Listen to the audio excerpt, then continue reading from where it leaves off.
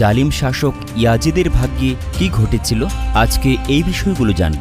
হজরত আমিরে মুআবিয়া রাদিয়াল্লাহু তাআলা আনহুর ইন্তেকালের পর ক্ষমতা চলে আসে তার পুত্র ইয়াজিদের কাছে। ইয়াজিদ খুব জঘন্য শয়তান প্রকৃতির মানুষ ছিল। সারা রাত সে নারী ও মদ নিয়ে ব্যস্ত থাকত।